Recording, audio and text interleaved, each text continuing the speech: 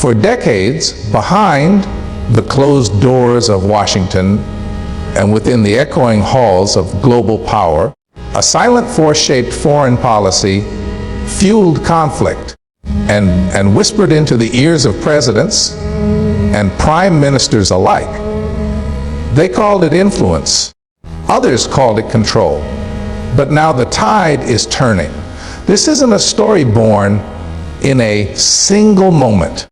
It's been unfolding quietly, steadily. As more voices rise, as more truths break free from the chains of silence, the Israel lobby, once untouchable, has begun to fracture. Cracks have formed in its once impenetrable shield, and those who were once afraid to speak are speaking now. What you're about to hear isn't just a story of power and politics. It's a revelation, a reckoning, and the beginning of something far bigger than headlines and hashtags. The fall has begun, and this is just the start. The growing divide between U.S. public opinion and long-standing pro-Israel policies, increasing dissent within Congress, and global leadership challenging unconditional support. The impact of social media, independent journalism, and whistleblowers exposing the lobby's influence is shifting geopolitical alliances in the Middle East, weakening the lobby's strategic leverage. The rise of grassroots movements demanding justice, transparency, and a new foreign policy approach. In recent years, the gap between U.S. public opinion and the government's unwavering support for Israel has grown wider than ever before. Where previous generations may have accepted pro-Israel policies as a given, a new wave of Americans, particularly among younger demographics, are beginning to question the narrative. They're not reacting out of hatred or division, but from a deep desire to align foreign policy with human rights and accountability. With instant access to global news, unfiltered images from Gaza, and first-hand reports from journalists on the ground, the American public is seeing things that were once hidden behind political statements and sanitized media reports. This shift didn't happen overnight. Years of growing awareness, especially after repeated escalations in Gaza and the West Bank, have chipped away at the old narrative. People are asking questions that once felt off limits. Why does the U.S. send billions of dollars in military aid without demanding accountability? Why are voices that challenge Israeli policies often labeled as anti-Semitic, even when they clearly separate criticism of a government from hatred of a people? The public is no longer satisfied with vague assurances of security or strategic alliance. They want transparency. They want morality to match policy. Polls now show that a significant number of Americans, especially Democrats and independents, support conditioning aid to Israel based on its treatment of Palestinians. More are openly sympathizing with the plight of civilians living under occupation. This doesn't mean America is turning against Israel. It means America is waking up to a deeper, more complex reality.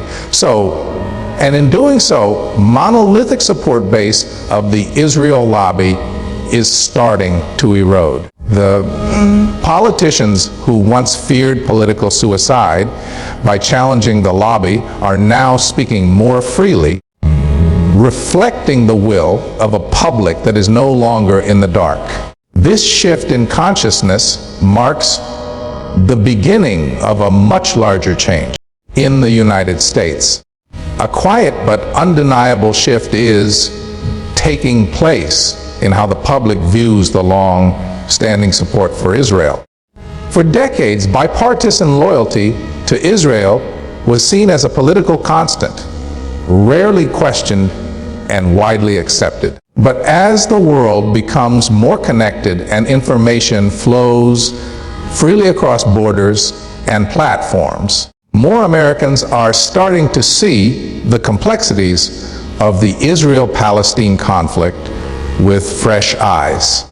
What once appeared to be a black and white narrative is now viewed through the lens of human rights, justice, and truth. Younger generations, particularly millennials and Gen Z, are playing a key role in this transformation. They are not influenced by Cold War-era alliances or outdated talking points. Instead, they are influenced by what they see on their screens. Raw, unfiltered footage of bombed-out homes, injured children, and voices from the ground in Gaza and the West Bank. This emotional and visual reality is breaking the old molds. The shift isn't limited to social circles or online discourse. It is beginning to reflect in opinion polls and political debates. Increasingly, Americans are calling for accountability and questioning why billions in U.S. taxpayer dollars are sent as aid with no conditions tied to human rights or international law. Many now recognize that opposing of the policies of a government is not the same as opposing a people or a faith. They are rejecting the weaponization of labels that once shut down debate. Political leaders are feeling the pressure. Some members of Congress are starting to express their discomfort with the status quo, voicing concern for Palestinian civilians and advocating for a more balanced approach. This public awakening is putting cracks in the foundation of what was an untouchable subject. The Israel lobby, which relied heavily on public indifference and uniform support, is facing a new reality, an informed, vocal, and morally conscious American public. This isn't the end of their influence, but it is the end of their invisibility. The days of silent consent are over, and the path ahead is being shaped by a generation unwilling to look the other way. The rise of social media, independent journalism, and whistleblowers has transformed the way people understand global conflicts. And the influence of the Israel lobby is no longer hidden behind closed doors. For decades, traditional media controlled the narrative, often presenting a one-side view of events in the Middle East. Stories were filtered, headlines softened, and entire perspectives erased.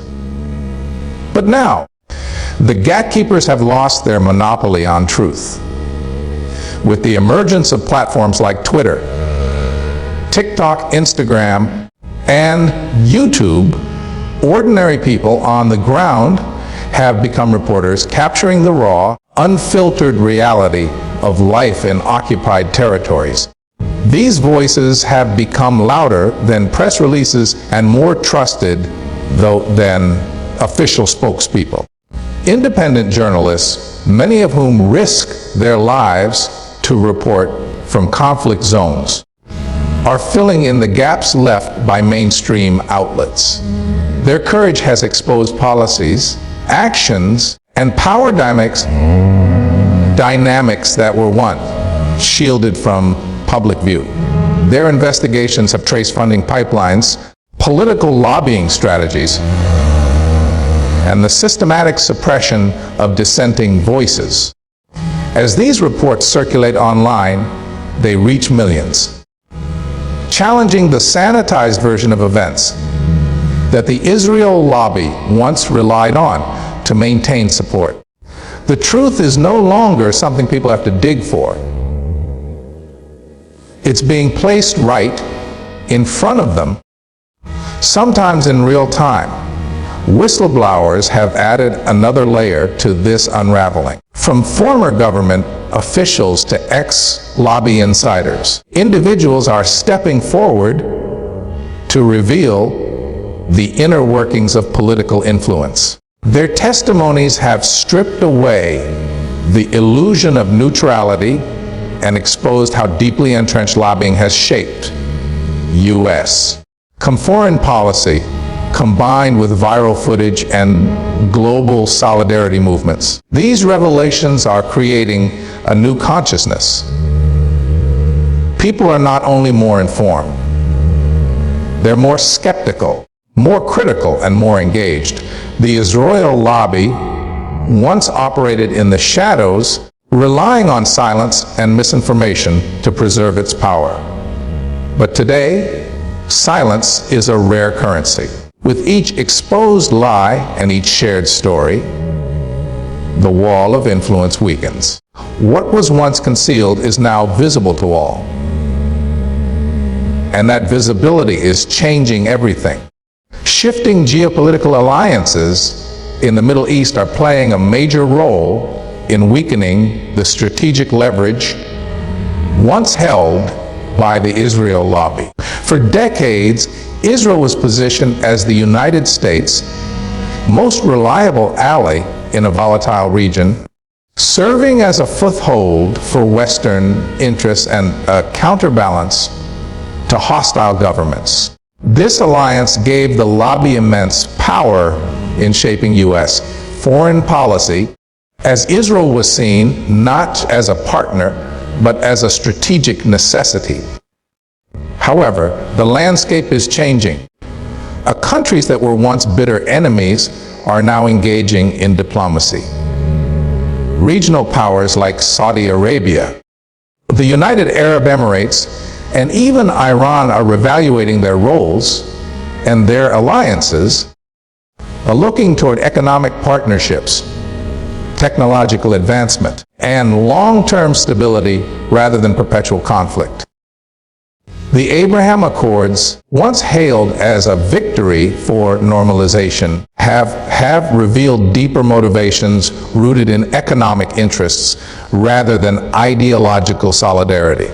Meanwhile, China and Russia have increased their presence in the region, offering alternative partnerships that don't rely on Western approval or Israel's mediation.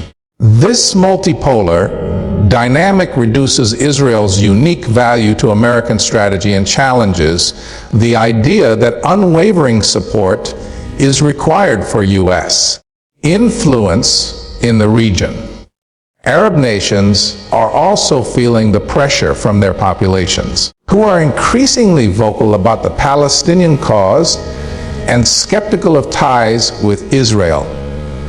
As a result, some countries are stepping back from open collaboration, wary of public backlash and long-term political consequences. In this new reality, the Israel lobby finds itself trying to justify a level of support that no longer aligns with regional needs or global priorities. The argument that Israel is the only democratic ally in the Middle East is being questioned more openly, especially as concerns grow over human rights violations and anti-democratic policies. The U.S. is beginning to explore more balanced approaches, engaging with multiple partners instead of relying on a single conduit. This broader strategy diminishes the influence of any one lobby and reflects a world where alliances are fluid, not fixed. The power that once came from being indispensable is fading. And with it, the grip of the Israel lobby on American foreign policy. Across the world, grassroots movements are rising with a powerful demand justice, transparency, and a foreign policy that reflects the values of human dignity and accountability. These movements, built by students, activists, scholars, and ordinary citizens are shifting the ground beneath the Israel lobby. What once felt untouchable is now openly challenged in universities, city councils, international forums, and digital platforms. People are no longer waiting for governments to act. They are using their voices, their votes, and their visibility to push back against policies that perpetuate inequality and silence the oppressed. This isn't just happening in the United States. It's a global awakening that is beginning to rewrite the narrative from the ground up. University campuses have become a major front line in this struggle. Students are organizing protests, are pushing for divestment from companies tied to the occupation, and challenging school administrations to take ethical stances. These efforts are not isolated. They are part of a much larger movement that is connecting human rights issues across continents. The same voices speaking out against injustice in Palestine are also speaking out against racism, inequality, and authoritarianism everywhere. This intersection of causes is building a global network of solidarity that is difficult to ignore or suppress. Social media has turned these grassroots efforts into unstoppable waves. A single protest can reach millions in minutes, amplifying messages that once would have been buried. Hashtags become campaigns. Posts become statements of resistance. More importantly, these movements are educating people, challenging the sanitized language of policy with the raw truth of lived experience. They are forcing uncomfortable conversations, demanding accountability from elected leaders, and inspiring younger generations to stay informed and get involved. The Israel lobby, long accustomed to operating behind the scenes, is now being dragged into public view. It is no longer just about politics. It's about morality. Grassroots movements are making it clear that silence is complicity, and that unchecked influence will no longer go unchallenged. What we are seeing is not just resistance. It is a redefinition of power. And as these movements grow, they carry with them a message the world can no longer ignore. Change is not coming from above, it's rising from below. And so, as we reach the end of this journey, one built not on speculation, but on truths too long buried, we must confront a reality that can no longer be denied. The Israel lobby, once viewed as an untouchable force in American and global politics, is no longer invincible. Its foundation was not built on open dialogue, but on silence. It did not thrive on shared values, but on strategic fear and political pressure. That era is ending.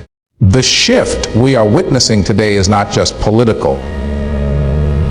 It is generational, moral, and global. A veil has been lifted.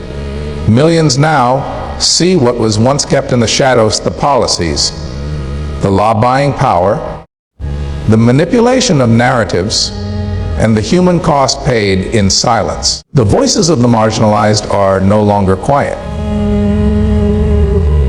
They echo in the streets, in the halls of government, and across every screen, in every home that dares to look beyond headlines. Truth is no longer a whisper. It's a wave. This isn't just the story of one lobby falling. It's the story of a system being questioned, of people standing up against the machinery of influence and rewriting the rules of engagement. It's the story of lawmakers rethinking loyalty, of activists refusing to be silenced, and of ordinary citizens daring to ask the questions that power was never prepared to answer. The fall has begun, but it's not about destruction. It's about transformation. A transformation toward accountability, toward justice, toward a world where foreign policy is not dictated by fear or funding, but by humanity and principle. The Israel lobby may still hold influence, but its grip is loosening. Not because of hate, and not because of division, but because the truth is rising. And once truth rises, it does not fall.